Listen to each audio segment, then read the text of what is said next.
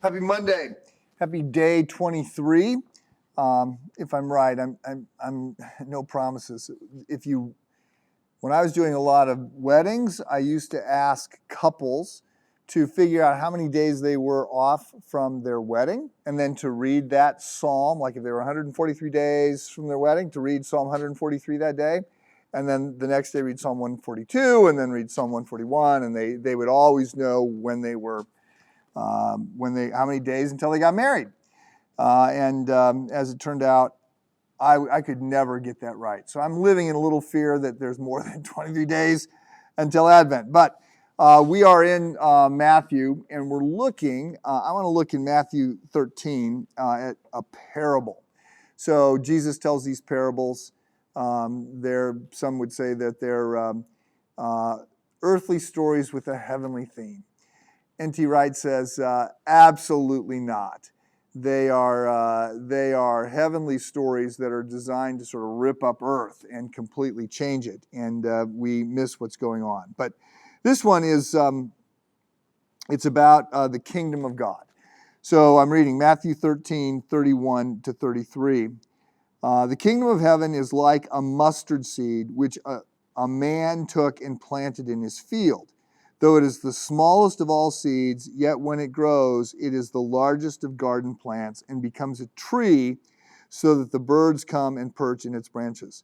He told them still another parable. The kingdom of heaven is like yeast that a woman took and mixed into 60 pounds of flour until it worked all through the dough.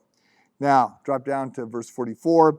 The kingdom of heaven is like a treasure hidden in a field. When a man found it, he hid it again, and then in his joy went and sold all that he had and bought the field. Again, the kingdom of heaven is like a merchant looking for fine pearls. When he found one of these of great value, he went away and sold everything he had and bought it.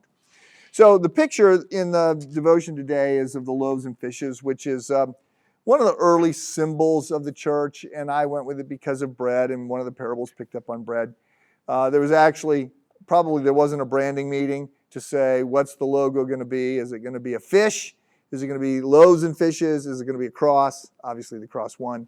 But I picked this because of the whole idea that Jesus is the bread of life and how common bread is as a theme throughout the Bible. But what we have here is a number of ways that Jesus is talking about how the kingdom of God, which can be a really heady topic.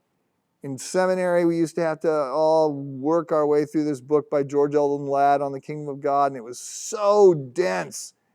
So I'm still frustrated that I had to read it. I still don't understand what Ladd was trying to say. The kingdom is now, it's now and not yet, and all this stuff. The kingdom of God is the effective rule of God, right? A kingdom is where the king's rules apply. And what we get here in these stories is not Jesus telling nice little stories that we can reflect on. These parables tend to be unnerving, like they smuggle truth under the radar. Takes a while before we really get the full weight of what's going on, and then we're like, oh my goodness, I don't think it just means this.